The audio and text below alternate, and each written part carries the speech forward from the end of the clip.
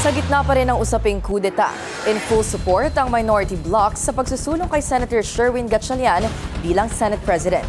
Tiwala sila na kay Win, makakabangon daw ang Senado bilang isang kagalang-galang na sangay ng gobyerno. Nagbabalik si Hannity para sa detalye. A win is a win. Magsisimula umano ang pagbangon ng Senado mula sa kasalukuyan nitong kalagayan sa pamamagitan ni Senator Win Gatchalian. Ayon yan sa kapwa niya minority member na si Senator Ping Lacson. Eminently qualified daw si Gatchalian para maging susunod na Senate President dahil sa kanyang kakayahan, pagiging handa sa mga hearing at malalim na pag-aaral sa mga issue sa Senado. Kaya rin umanong pag-isahin ni Gatchalian ang Senado sa gitna ng mga kontrobersyang bumabalot dito, kabilang ang flood control mess, mga kasong kinakaharap ng ilang senador at ang pagbaba ng tiwala ng publiko sa institusyon.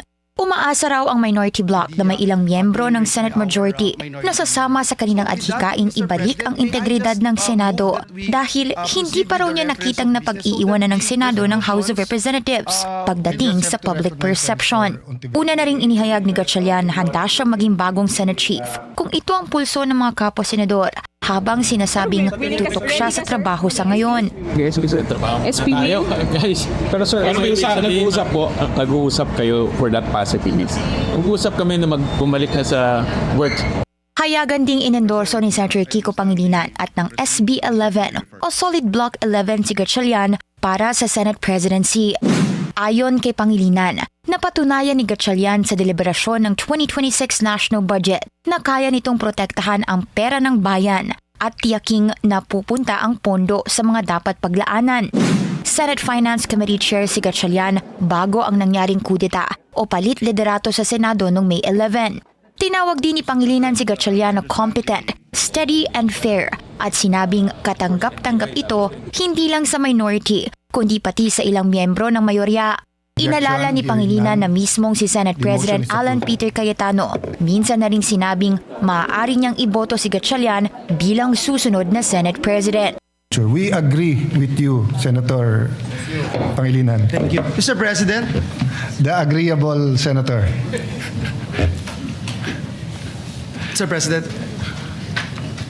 Senator Win is the only one laughing at I might vote for him one day. Naupo si SP Alan bilang Senate Chief matapos sumulpot si Senator Bato de la Rosa sa Senado noong May 11 na sinundan ng paglitaw din ng ICC warrant of arrest laban sa dating PNP Chief. At ilang araw matapos, ang putukan naman sa loob mismo ng Senate premises. Para sa Agenda Weekend, Hannah Tia, Billionaire News Channel. In God's will and God's time. Yan ang tugon ni Senator Win Gatchalian sa mga nagsusulong sa kanya bilang Senate President. Sa isang panayam sa radyo, sinabi ni Gatchalian na sa loob ng 10 taon niya sa Senado, nanatili raw siyang nakatutok sa paggawa ng mga batas na may direktang epekto sa mga Pilipino. Nagpasalamat din siya sa tiwalang ibinigay sa kanya ng ilang kapwa-senador sa gitna ng mga usap-usapan ng kudeta. Pero sa kabila ng mga espekulasyon, gate ni Gatchalian, mas mahalaga sa kanya ay maipagpatuloy ang trabaho. Pahabol pang biro ng senador, baka raw mas lalo nang mawala ng oras ang kanyang love life kung sakaling maluklok siya bilang Senate President kapalit ni Senator Alan Peter Cayetano.